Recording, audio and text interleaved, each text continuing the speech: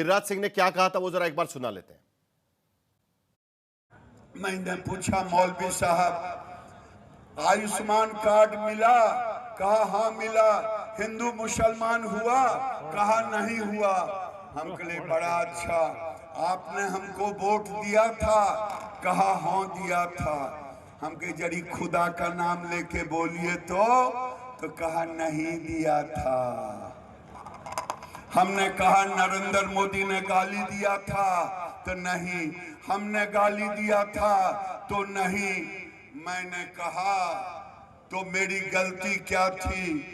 जो किसी के उपकार को ना उपकार माने उसको नमक क्या बोलते हैं? अरे जो किसी का उपकार ना माने उसको क्या बोलते हैं? उसको क्या बोलते हैं? मैंने कहा मौलवी साहब मुझे नमक हरामों का वोट नहीं चाहिए।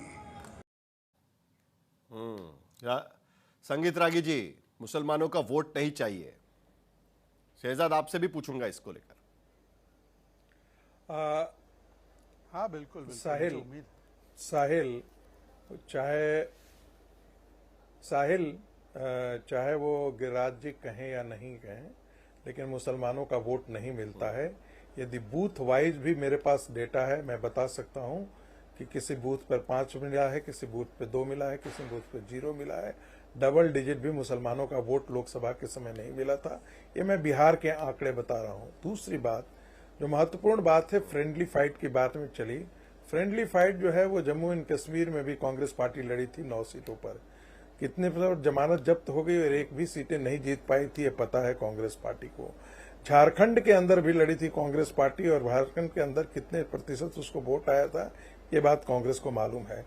देखिए, मुझे ऐसा लगता है कि कांग्रेस पार्टी अपने सॉलिड फाउंडेशन पर लड़े।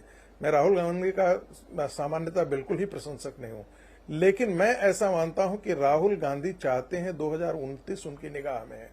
यदि वो तेजस्वी को डैमेज नहीं करते हैं तो आने वाले 2029 के चुनाव में कांग्रेस पार्टी को तेजस्वी उस जगह भी नहीं रखेंगे जहां पर आज के दिन में है।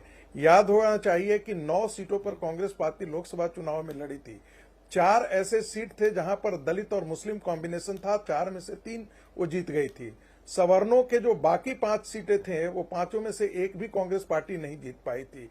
एक और भी मेरा सवाल है कि जिसको कहते हैं हिस्सेदारी का जो प्रश्न था कि जितना जिसका संख्या होगा भारी उतना ही प्रतिनिधित्व होगा, तो जरा कांग्रेस पार्टी निकाल करके देख ले कि कितना प्रतिशत, 68% जो वोट सीट जो है वो कांग्रेस जो है वो सवर्णों को दे चुके हैं। सवर्ण या जिसको अपर कास्ट ओबीसी हम कह सकते हैं, दलितों का कितना उसमें प्रतिनिधित्व है, कांग्रेस पार्टी बता सकती है।